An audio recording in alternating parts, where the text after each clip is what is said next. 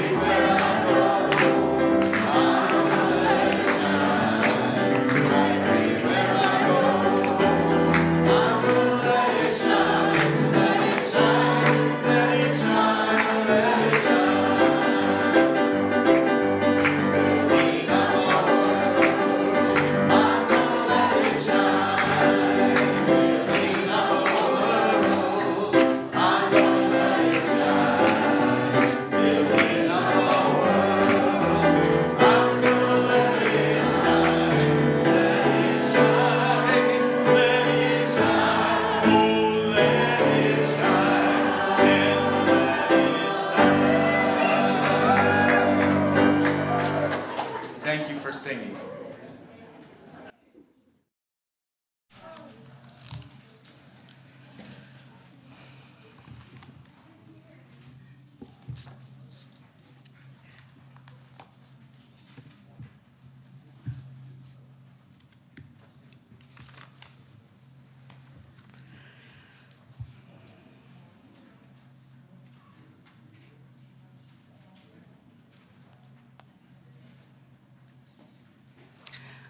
Good morning. Good morning.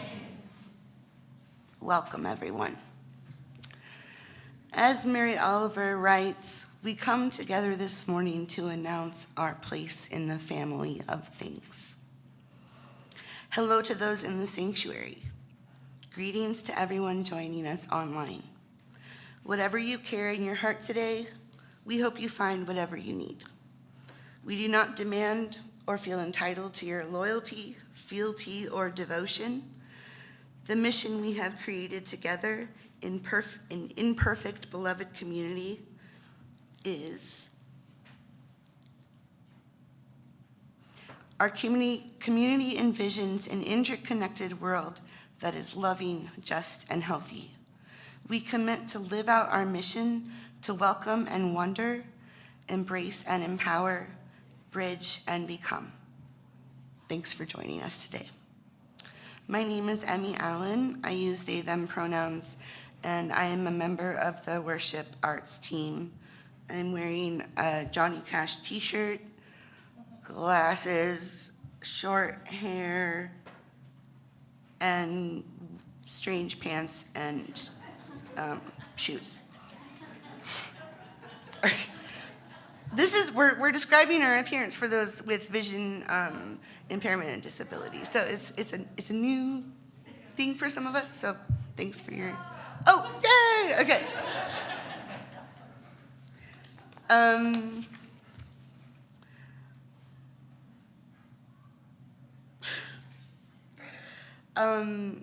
If you are oh, I'm on the wrong page. I'm so sorry, Reverend Mary. Okay. Leading worship with me today is our beloved minister, Reverend Mary Gear, and our beloved Reverend Sara Lewis, the Director of Community and Faith Development. We are also joined by the illustrious Troy Fisher, OUUC's Music Director Extraordinaire. Here's a few things to let you know about our service today. We're streaming live on Zoom and YouTube, and this service is being recorded. So much ground-up work went into investing in our technology as a way of supporting and ministering to everyone, regardless of mobility and ability to be here with us. So, yay. For those in the sanctuary, you may notice that sometimes our subtitles are a little creative. So we thank you for your patience. We are a multi-generational community and we value our young ones. Kids, babies, and teens are welcome in the sanctuary. We have fluffy chairs in front so you can be comfortable. There is also an amazing nursery with care, including a story time program for children in the classroom wing. We're thankful for all the many ways that people contribute to making this happen this morning. The OUUC choir will begin rehearsals again on September 6th at 7 p.m., and you are welcome to join as they begin another season of singing. After the service, please stay for fellowship and conversations wherever you are. For those online, we invite you to go into a breakout room for a virtual coffee chat. For those on site, please feel free to stay for coffee and fellowship in the commons. If you're an introvert, that's okay. You can do what I do and stand in the corner. If you want to visit, we're a multi-dimensional community. So also, there are many things happening here at Olympia UU, so check out our Tuesday electronic update or the website for the most up-to-date information. So now let us open our hearts and our minds as we prepare for worship. It's good to be together.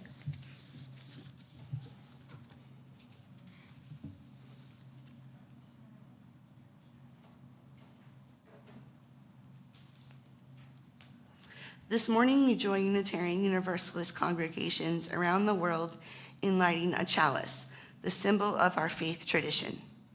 If you are online and have a chalice or candle, please join me as we light our chalices together with the words adapted from Christian Schmidt and Alexis Capon.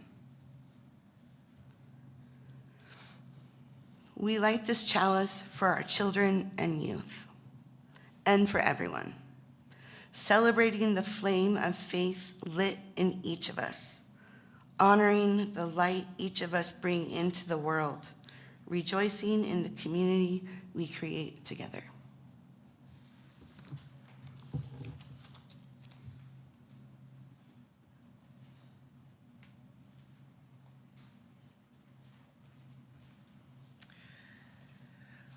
I'm Reverend Sara.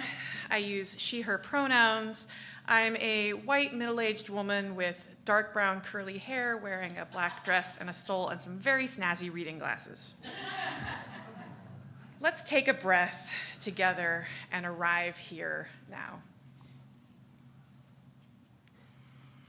I'm Reverend Mary, and I use she, her pronouns. I am an older white woman wearing blue-tinted glasses.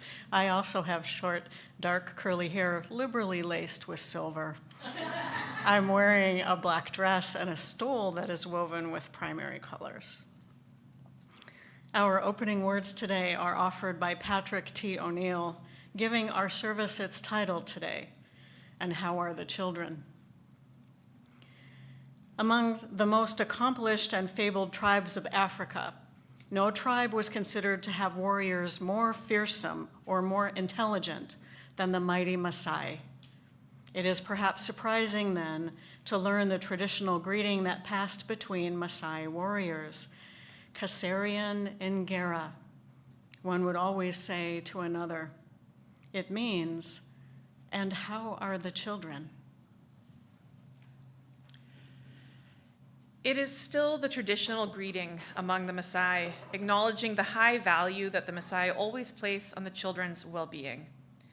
Even warriors with no children of their own would always give the traditional answer, all the children are well. Meaning, of course, that peace and safety prevail, that the priorities of protecting the young, the powerless, are in place. that Masai society has not forgotten its reason for being, its proper functions and responsibilities. All the children are well means that life is good. It means that the daily struggles for existence do not preclude proper caring for their young. I wonder how it might affect our consciousness of our own children's welfare if in our culture we took to greeting each other with this daily question, and how are the children? I wonder if we heard that question and passed it along to each other a dozen times a day, if it would begin to make a difference in the reality of how children are thought of or cared about in our own country. I wonder if every adult among us, parent and non-parent alike, felt an equal weight for the daily care and protection of all the children in our community, in our town, in our state, in our country. I wonder if we could truly say without any hesitation, the children are well. Yes, all the children are well.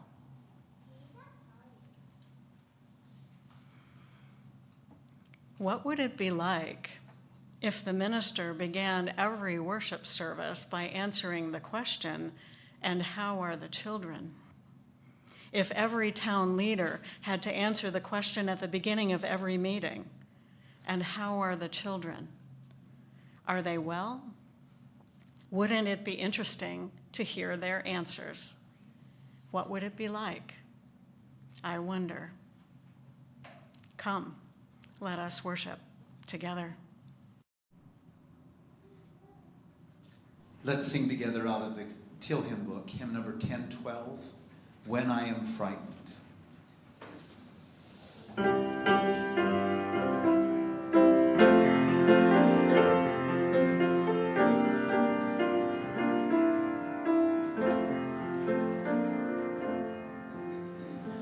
When I am frightened, will you reassure me? When I'm uncertain, will you hold my hand? Will you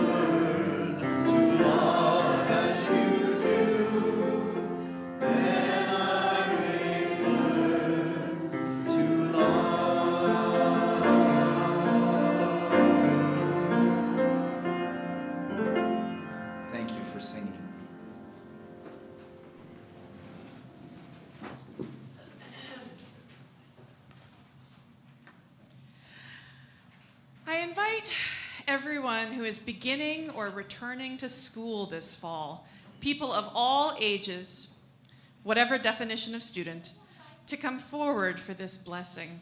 And especially come forward if you have brought a backpack.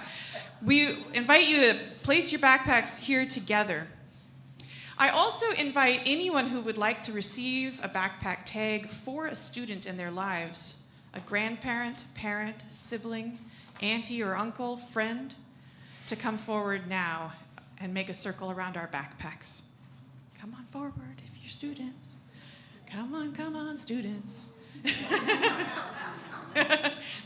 We also extend this circle out to those who are with us online today, including those who are in our nursery or classrooms. Welcome, students.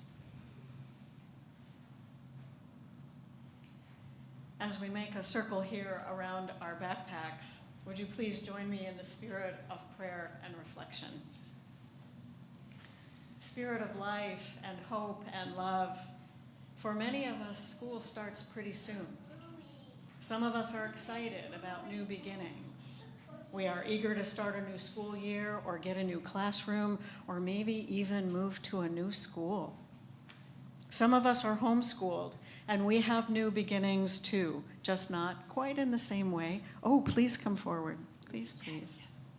Hello. Some of us are homeschooled and we have new beginnings too, in just a different way. A new year means new subjects, new levels of things that we're expected to do. Some of us are excited about new beginnings. Holy Spirit, be with everyone who is looking forward to what lies ahead. Some of us are nervous about what's coming. Some of us are scared. Some of us try to be big and brave, and that's not always easy. For some of us, school is a place where we really don't want to be. Spirit of life, be with everyone who is nervous about what lies ahead. May each person's backpack be their friend, reminding them that they are unique and special and very okay. May their backpack hold the chalice tag that we will give them, to help them remember how strong they are and remind them of the people who believe in them and will love them always. Holy Spirit, be with these people of all ages. May these backpack tags help them remember their values and let their lives be guided by the principles and values of our shared faith. May this new year be for each one filled with fun adventures and special joys. May they always know that here in this congregation, they can find the hands of friends. May love surround these young people, all of these people, this day and every day. May it be so. Blessed be. Amen. So I invite you to pick up your pack, if you have one, and come forward and get a chalice tag from Reverend Sara as you return to your seats. And anyone else who would like a chalice tag, you're welcome to come up.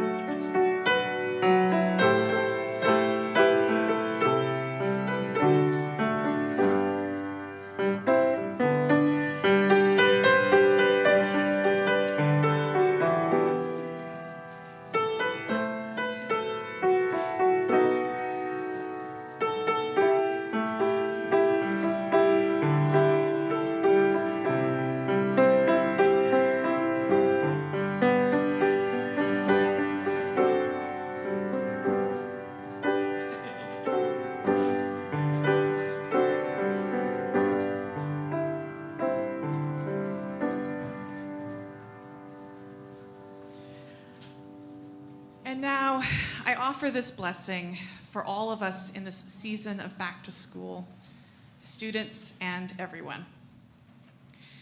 May all your tools of expression, crayons or otherwise, be sharp and colorful. May the existence of erasers remind you that it's okay to make mistakes. May you fill the days of your calendars with things you want to do. May you have the tools to measure progress, but know that you set the mark for enough where it is right for you. And may all of our backpacks not be too heavy for our shoulders. Blessed be, my dears.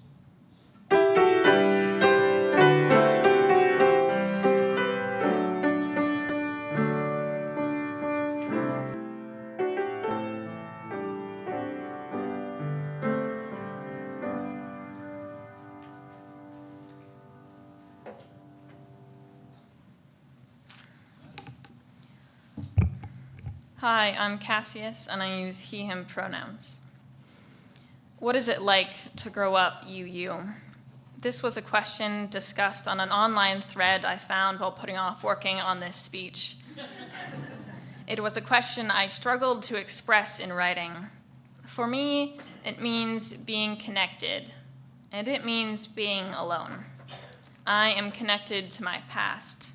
My grandparents were UU, my mom was raised UU, as was I. My dad joined this church around 1999, and my parents were married here a year later. I'm a third-generation Unitarian Universalist. I have roots here. It's hard to know what those roots look like when the common narrative of older Unitarian Universalists is one of leaving a previous faith and eventually finding their way here, as if to a calm harbor from an unforgiving sea. But being raised in a harbor makes you want to explore. Sometimes knowing that you can come as you are, whoever you are, makes it easier to be a confident lover of leaving.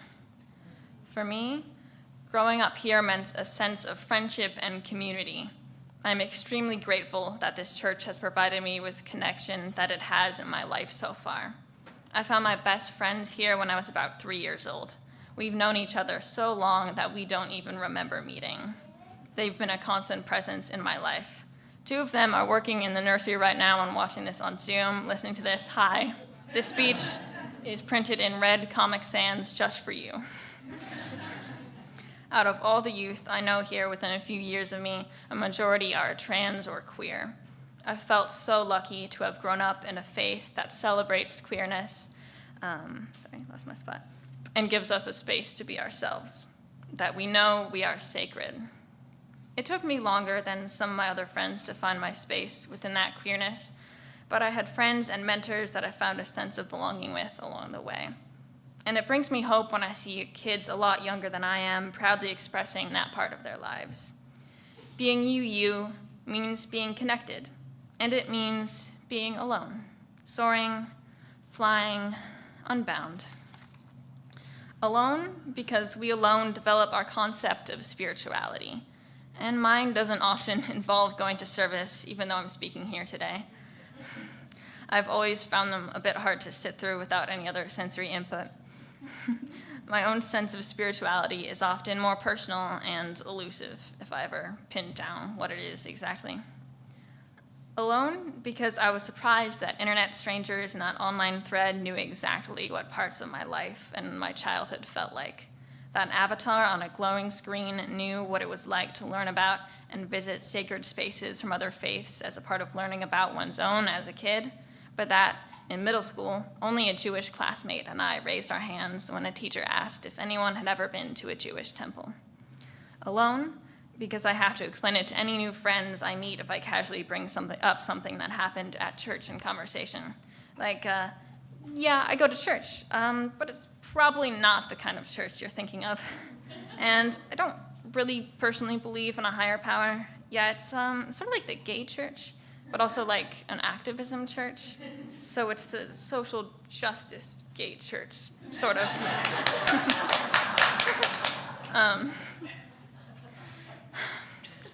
Honestly, I don't know where I'm going next from this harbor, and that's okay. When I was younger, all the little kids would be sung out of service after the story with the hymn Spirit of Life. The lyrics from that song, "Roots hold me close, wings set me free," resonated with me. Because that is the spirit of life, of growing up, isn't it? Trying to find that impossible balance between connection and independence. I grew up UU. I have both roots and wings. They're always going to be a part of me, no matter what. Thank you.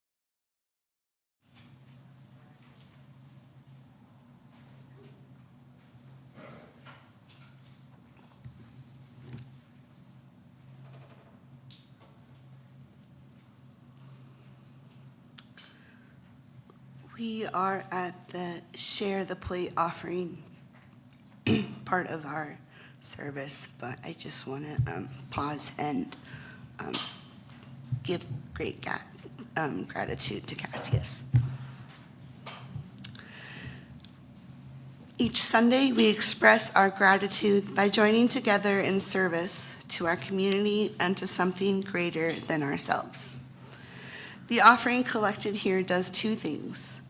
It supports the ongoing work of Olympia UU, which is also supported by your regular pledges. This offering also supports an organization that serves our community in harmony with our Unitarian Universalist values.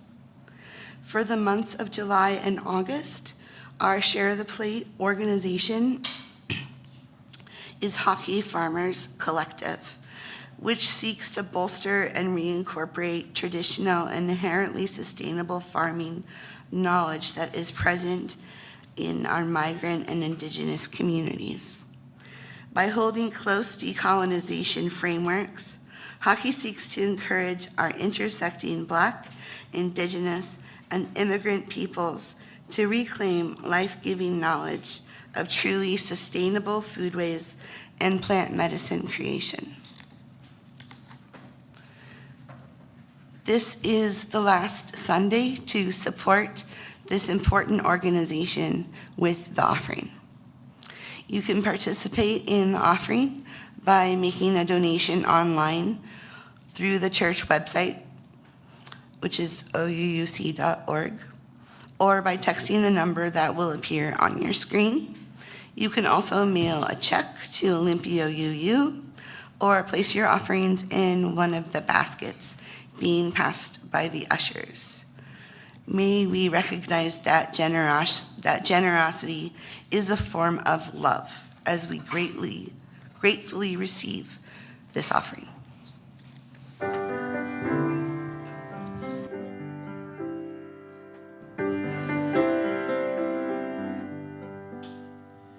We've cleared off the table, leftovers saved, washed the dishes, and put them away. I've told you a story, tucked you in tight at the end of your knockabout day. As the moon sets its sail to carry you to sleep over the midnight sea, I will sing you a song no one sang to me. May it keep you good company. Oh, you can be anybody you want to be. You can love whomever you will. You can travel every country where your heart leads, and know that I will love you still. You can live by yourself. You can gather friends around. You can choose one special one.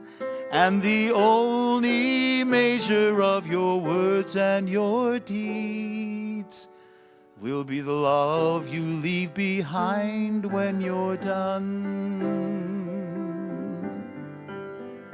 There are girls who grow up strong and bold. There are boys quiet and kind. Some race on ahead, some follow behind. Some go on their own way and time. Some women love women, some men love men. Some raise children and some never do. You can dream all the day, never reaching the end of everything that's possible for you. Don't be rattled by names, by taunts, by games, but seek out spirits true. If you give with your friends the best part of yourself, they'll give the same back to you. Yes, you can be anybody you want to be. You can love whomever you will. You can travel any country where your heart leads, and know that I will love you still. You can live by yourself. You can gather friends around. Yes, you can choose one special one. And the only measure of your words and your deeds will be the love you leave behind when you're done.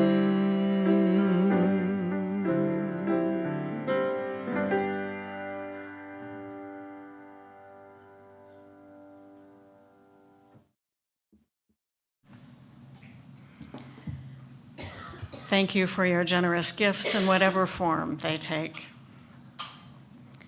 We came together this morning bringing everything that is in our lives. Let's open our hearts to the complexity of life as we place stones in the water of community. You will hear a drumbeat as we share today. It brings into our awareness that our individual hearts beat, and together we create the heartbeat of our community. So right now, let's just take a deep breath together. In and out, as we open our hearts to receive the complexity of all that is in our lives and our communities today.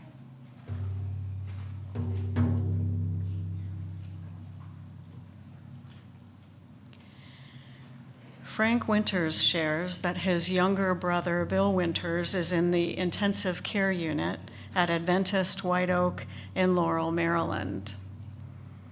Bill is suffering from multiple myeloma, a form of blood cancer, and is now also suffering from complications, including COVID and pneumonia. The hope is that Bill will soon be well enough to resume his cancer treatments. Frank, we send Bill, you and your family healing energy and our prayers.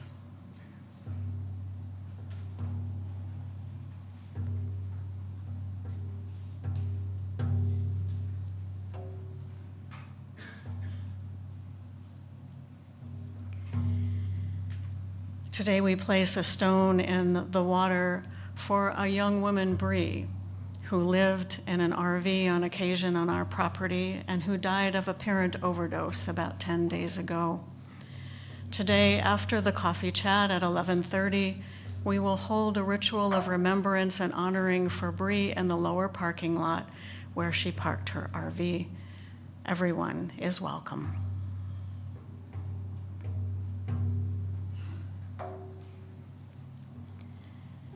And today we hold in love and care the Lummi Nation as they mourn the passing of a beloved orca. Her name in captivity was Lolita, then Tokate, and then she was given the name of Skali Chuktanat by the Lummi chief. She was the oldest orca whale in captivity and the last of 50 orcas violently taken from the Salish Sea in the 1970s. This death is especially heartbreaking because Skali Chuktanat's relatives in the Lummi Nation worked tirelessly to bring her back home and had secured the promise of her release just 5 months ago. Today, this afternoon, members of the Lummi Nation are gathering at Friday Harbor to celebrate Skali Chuktanat's life and mourn her passing.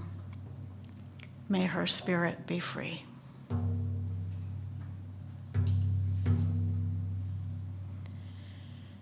For those online, I invite you to share from your heart by entering in the chat. Those in the sanctuary will be able to see your sharing on the screen. And for those on site today, I invite you to come forward if there is something you would like to bring into this community. You may place a stone in the water as you hold your sharing in your heart. Please come up through the center aisle and return by the side aisles.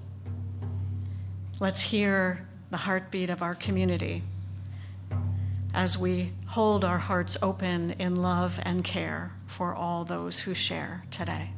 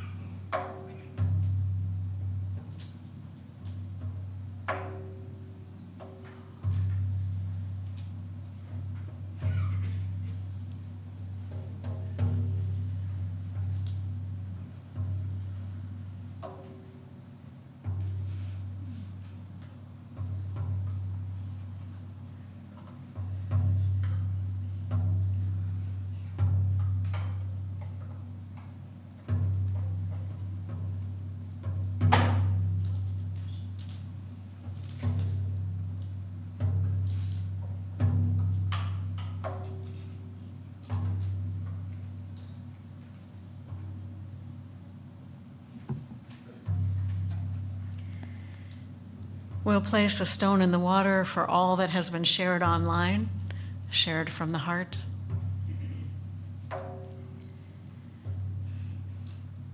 And we'll place one more stone in the water for all that we hold in our hearts and that remains unspoken.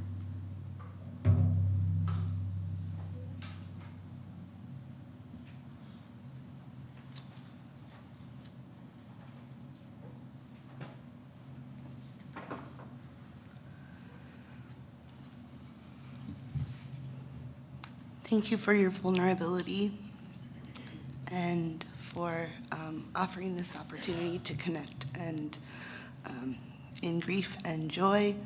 And yeah, that was beautiful. So I'd like to offer an opportunity to engage in a short breathing practice. Some of us breathe easier than others. And I invite you to lean into gentleness and to participate in whatever feels good to you. The exercise that I'd like to offer is called synchronous breathing. Maybe some of you have heard of that. It's based in doing something that we're doing all the time, which is breathing together in the world. We're breathing, but we're doing it with the intention to connect in whatever way feels safe. So again, I'm going to give us a little count as we breathe in and as we breathe out. And feel free to go at your own pace. I'd like to just do 7 together. Feels like a lucky number today. So if you'd just like to settle into your seat or your couch, wherever you're sitting, and feel the ground beneath your feet, the chair beneath your seat. Take a couple natural breaths.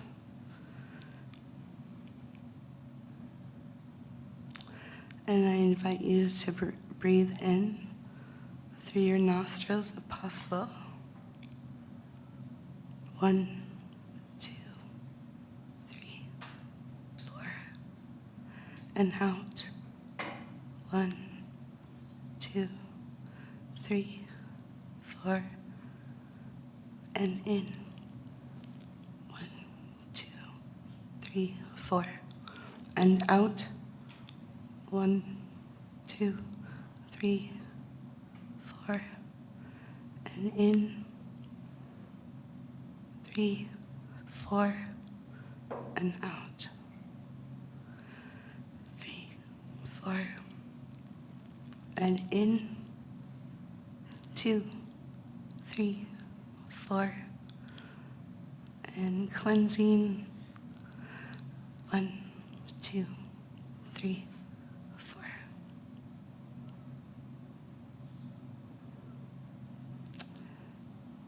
And shake it off. Come back to us. Thank you.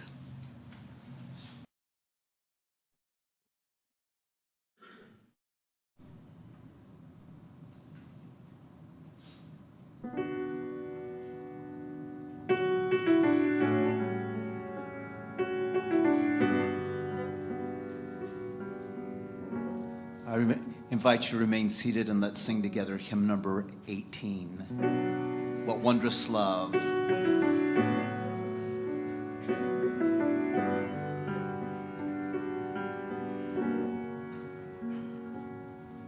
What wondrous love is this, O my soul, O my soul. What wondrous love is this, O my soul. What wondrous love is this that brings my heart such bliss and takes away the pain of my soul, and takes away the pain of my soul.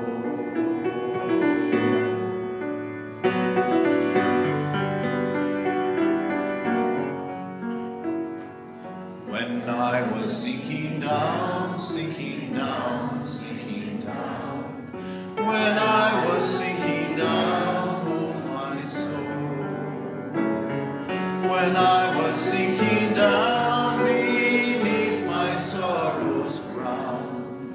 Friends to me gathered round, oh my soul, oh my soul. Friends to me gathered round, oh my soul.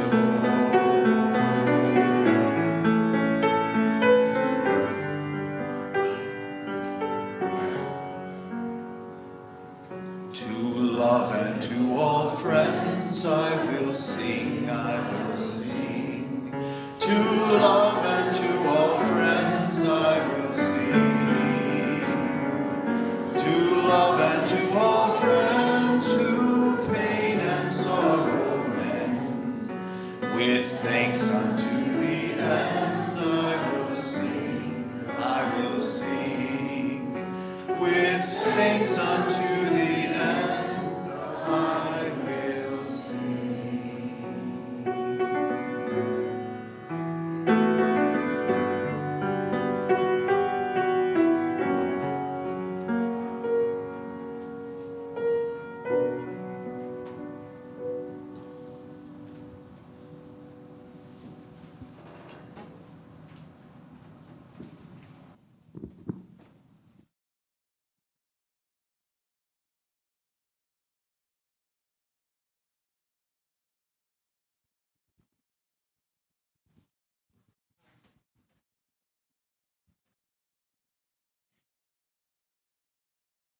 So we began our service today with the Masai greeting that says and asks, how are the children? And how are the children? And we wondered what it would be like to ask that question in a worship service. So today, we're going to ask that question and explore some answers. So thank you for joining me in this discussion, Reverend Sara. And I know there is not a simple or easy or quick answer to that question right now. No. No. So how about if we begin with a little bit of history? So, Reverend Mary, what was family ministry and the children's stuff like for UUs before COVID? Yeah, in the before times. In the before times. Well, let me talk a little bit about nationally what church attendance was looking like. Nationally, church attendance was in decline for all ages. There was this post-World War II boom when families went to church. Multi-generational families went to church. And when you met someone, part of the question was, well, where do you go to church? And of course, folks got divided into categories and, places based on the answer to that question. So attending church was part of the mainstream. And that's changed ever since and over time for a lot of different reasons. In UU congregations, we tended to attract young families who wanted their kids to learn something. There's a reason it was called Sunday school. So they brought their kids to learn something, and it was, to learn about themselves, to learn about other traditions, to learn their values, to learn what it meant to be Unitarian Universalist. And then we would lose our young people when they went off into the world. As Cassius said earlier, growing up in Safe Harbor makes you want to explore. And that's what our young people did. And sometimes they would come back when they had families of their own, and they had kids that they wanted to learn particular things. Unless those kids went on to become ministers or directors of religious education, a lot of times we would lose our young people. It's also true that in the Pacific Northwest, we are the most unchurched area of the nation. Yeah, we are very unchurched in these parts. And you see in the surveys where you say what your religion is, and then one of them is none. We have the largest number of nuns in the country in the Pacific Northwest. Yeah, some of us choose to do this work anyway, just saying. So there's a lot of reasons for the decline. People's lives got busy, families changed into different configurations with different priorities. There were blended families, there were families with two parents in different households, all kinds of things changed. And there was a growing mistrust over the last 50 years, I would say, of institutions, including religious institutions. So we learned that the government would lie to us on occasion. and we learned that awful things can happen in religious institutions, and the denomination would cover up and lie about what happened. And so there are generations of young people who have grown up since then in a world with a significant mistrust of institutions, and rightly so. And so all religious institutions tend to be thrown together, as if all religious institutions are like the Catholic Church or the Baptist Church. And I will say that in Unitarian Universalism, we have our own stories of misconduct and things that we maybe are not proud of and need to claim ownership of and understand as we move into our own future. So another fact is that a while ago, attending church, if you were to say you attended church, it would be counted if you attended church 3 Sundays out of the month. And then it was reduced to 2. And now you're considered attending church if you attend once a month. And of course, then there's the decision of, do you attend in person or do you attend online? So the world has changed. So, Reverend Sara, talk a little bit about OUUC. Yeah, so I've been here at OUUC for 20 years, and I've been Director of Religious Education for 15. And in that time, we have done a lot of wonderful things for family ministry and religious education. Families have been active in RE classes that taught about world religions. We've explored how to be environmental stewards. We've put on wacky Yule plays. It's been all over the place. We were, when the building was smaller, squeezed in here. For anyone who's been in my office, that was the nursery when I had my children here, and it was tight. So we were putting our kids in a room where we just could like walk in very carefully so as to not step on another child, set them down, put a toy near them, and then like, nobody move now. So we really valued that we wanted to have better space for our kids, and that was a big part of why we did the expansion with the classroom wing. And almost right away, we had more families again, and that classroom wing was very full for a while. We also have history here at OUUC that we won't get into today, but we did have a hard time where we lost a lot of families, and some of those families didn't come back. And that has been an impact here for us, that we miss some people that left. But we've done many, many things, and we've got kids who are now working in the nursery who have been here their entire lives. And when they leave this safe harbor, if they do, they may come back. And that is the story of raising our kids here. So then during the pandemic, Yes. the impact on congregations was huge. For those of you who have been around since before the pandemic, you know that things here have changed a lot. We went online within a couple of days and have stayed that way and intend to stay that way. And it changes things. It changes how we're together and how we think about being together. So there are some things that we did to intentionally reach out to our families during the pandemic, because families were disproportionately affected in many ways. It was super hard for families. There was no school, there was no childcare, they were isolated, there was virtual school, and so we're still feeling the ripple effects of that, and I think we won't know for decades what the actual impact is. So parents were at home with their kids, some of them trying to work virtually and have their kids attend school virtually, and we were asking them to attend church virtually. Oh my goodness. And for some, to be online again on Sunday morning was just too much, and they just couldn't. It was just too much. So then we've adapted, to what's online and what's on site, and really tried to accommodate our families as best we can. And there were some interesting and fun things that happened during the pandemic. One of them was that UU churches all around the region banded together to do online programming for youth and children. And so we did Summer camps virtually, where I was teaching summer camp from my dining room table to kids, some of our kids, some kids in Seattle, some kids in Alaska. That was an interesting experiment, and some fun things came of that. But the virtual connections were never quite as strong as the in-person for young children to bond with each other, and so that was hard.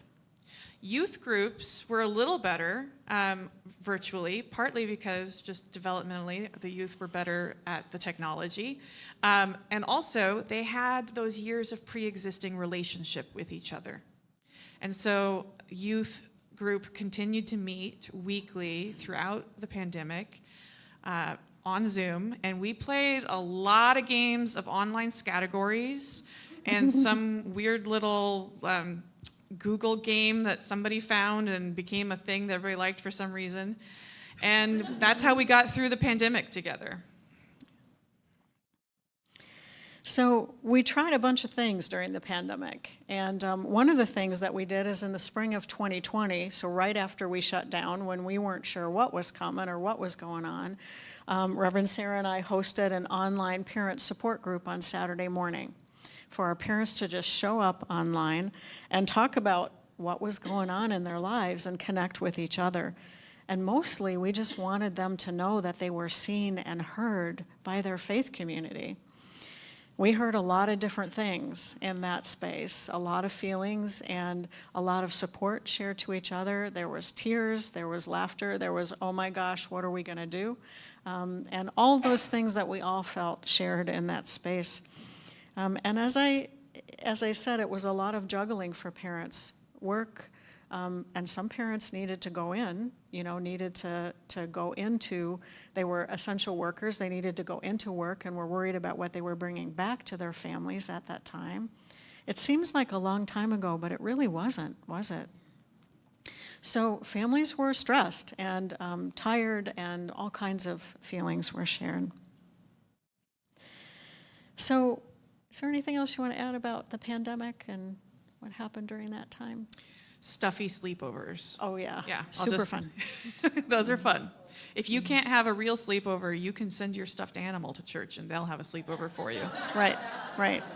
So one of my favorite things about that is Sara gathered all the stuffies here in the sanctuary, and she and Anissa were far away from me. I was with all the stuffies, and they streamed me blessing all the stuffies with my mask on, and all the stuffies had masks as well. Yeah, super fun. So thank you, Reverend Sara and Anissa, our RE assistant, for the creativity of trying to build community when we were all on our little tiny screens. It was quite something. Anything else? No. So what are we doing now? Well, nationally, many churches are seeing a continued decline with families. And what we saw in the pandemic was that families were kind of declining in attendance, and then it went like that. And except, I will say, the exception is the big megachurches, evangelical megachurches. They're doing just fine. And there's a whole service we could do about that. So that's a different conversation. But that decline is happening. And I know in the professional circles that Reverend Sara's in and that I'm in, we're all talking about how do we reconnect with our families. And the other thing that we know is that there are so many people, including families, including parents, who are looking for meaning, trying to understand what happened. And where are we now, and who are we now, and what is our future? And it's in a faith community that we ask and answer those questions. And so we want to welcome people back to ask that. You want to talk about the cohorts that we have now and kind of what we're missing? And Yeah, so it's interesting. We have a missing gap. We have a youth group that has returned, pretty much as strong as they were before. And we have a little bit of a COVID baby boom where people are having babies, and so we've got young kids. And we're missing the attendance of our school-age children in between there. Now, I attribute this pattern a bit to the fact, again, the youth had pre-existing relationships during that time when we were all isolated. And the babies, of course, are babies. They're new. So they're going to have those relationships. And our kids in the middle didn't have a chance to form those relationships for a few years. And the habits of those families in that time, didn't include going to church on Sunday. So we may see this age gap carry through. It's happened before. We have ups and downs where we have, a big age group followed by a tiny one. It'll be interesting to see if that is the case or if we'll have more school-age children come in. And it means that for those school-age kids that we do have attending, we need to create strong programming for them that works for it being a small number of kids. Thank you. So there's a lot of things out there that tell us, how many kids we should have, and those kinds of things. And I think we won't focus too much on numbers right now. Really what we want to do is to make welcome anyone who comes, families, children of all ages, and to really love the kids that we have and offer programming that's meaningful for them. I do think that the attendance patterns we're seeing right now are interesting because it's different, and we really don't know what's coming. So what are we seeing, Sarah? Yeah, so unpredictability is the name of the game. Yep. We have an attendance pattern now that often looks like a whole lot of kids one week and none the next. So that didn't used to be quite this way in the past. This means that we plan as though any number of people may show up at any given time, and that it'll still be okay for whoever is here.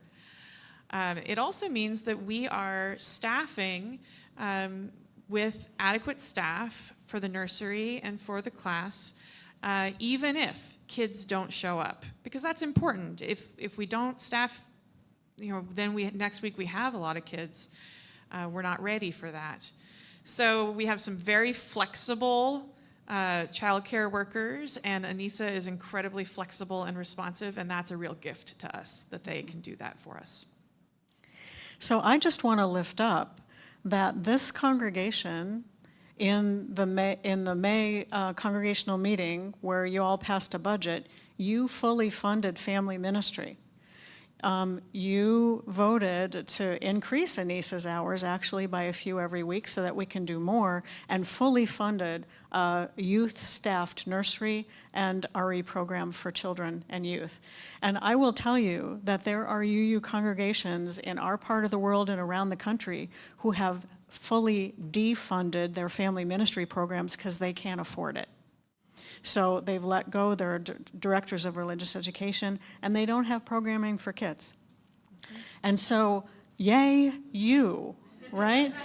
I mean, yes, absolutely. Yeah.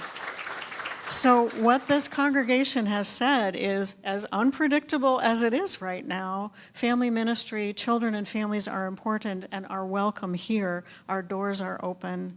Please come. Please come be part of our community. And that's not a small thing.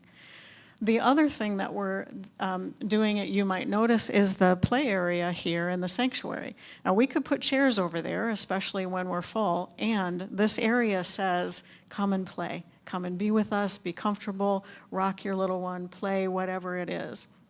And I'll say, at General Assembly in June, which is our big denominational assembly that happened in Pittsburgh, I was online, some of us were, Reverend Sara was there in person. One of the things that happened is that some of the elders in particular who were in attendance were angry that there were children in the conference hall. That's right. And the accessibility and inclusion team, because there is one of those at General Assembly, they said, everyone is welcome in this space. And reminded us, all of us, that children and families are not our future, they're our now. They are with us now, and we need to welcome them in whatever way it is that they show up. So thank you all for keeping our hearts and our doors open to family ministry. So what do we have planned for this year? So this year, we will be offering a children's class on Thursday evenings after the community dinner. One of the things we're finding out is that Sunday morning isn't the whole shebang anymore.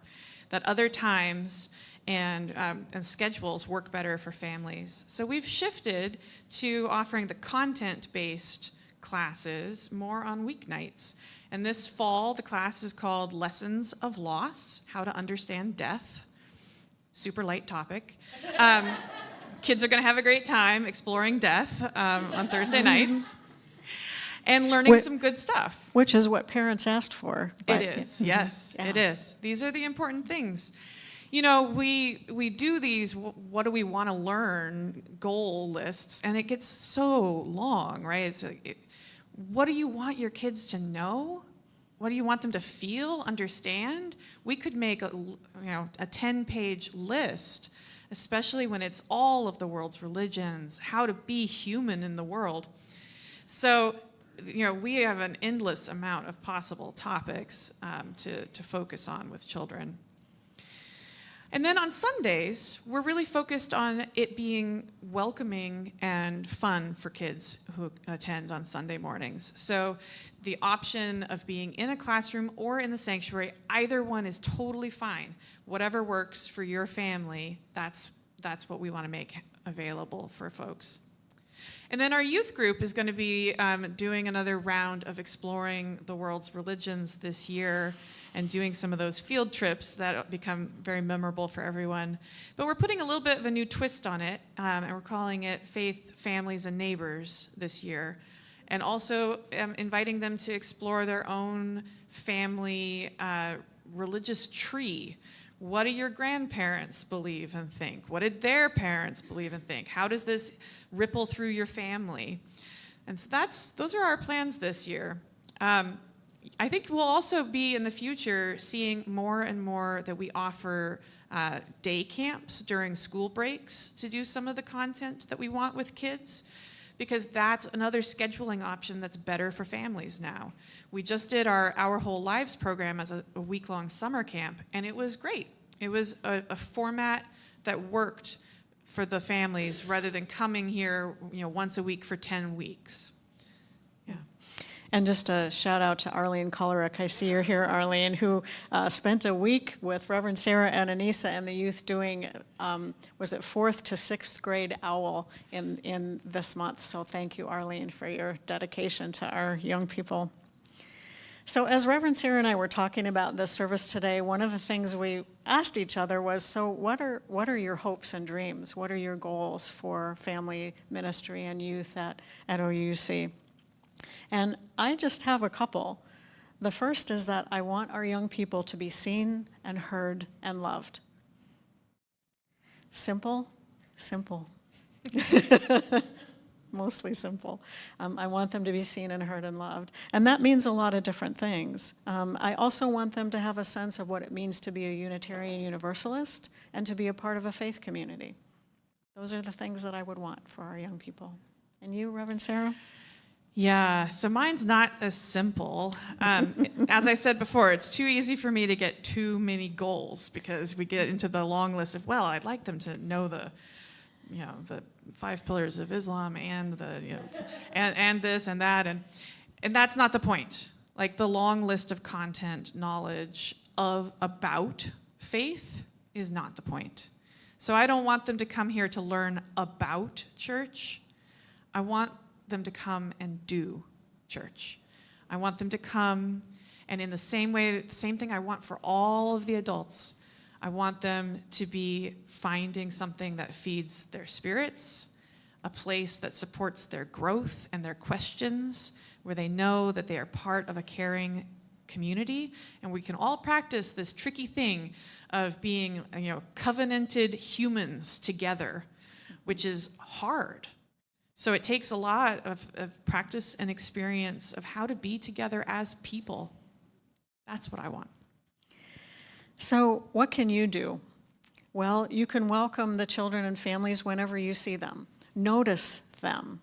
It might not be a ton, it might be one, but notice them and say welcome and say hello, and do whatever is possible to make room for them. Come to the events that families are likely to attend. The Thursday community dinner has kids because there's classes and such and fun stuff afterward. Come to the multi-generational events like the community picnic yesterday. There were kids playing there. And folks that we see online on Sunday morning will come to an outdoor event. So it's really a community building thing. Come to the Faith in Action events that are hosted by our youth. We have youth that are super active in a number of things, reproductive justice, environmental justice, and they're out in the community doing things, and they let us know when they're going to be hosting a rally. We can show up and support them for that. And talk to and be with our young people in the way they want us to be. They let us know what it is that they want, which includes being recognized as queer or whatever way they show up, and using pronouns. Even though it might be uncomfortable, it might be out of practice for those of us who are of a certain age, we can work hard to be where our young people are and show up for them in that way. Is there anything else you'd add, Reverend Sara? Bring some snacks. Snacks, yeah. Food is good. Yeah. Keep this place a place with really good snacks. Yeah. Actually, seriously, it's a real thing. Like, meet people's needs so that then they can be comfortable, right? So we feed people so that they are comfortable. We make sure that we have accessibility in mind for all. So really what we're talking about here is love, right? That's the foundation. It's the center of our faith. It's the center of who we strive to be as a community. And really, children and families want what all humans want. They want to be loved as who we are. They want to belong. They want to be invited to grow. And they want to help, they want to learn the meaning and purpose of why we're here on this earth. So thank you, Reverend Sara, for what you do and for being in this conversation with me. And Troy, how about if we sing? I promise I'll bring you your mic so that we can we can do that. Thank you. Let's sing together hymn number 1053, How Could Anyone? Let's rise as you're willing and able.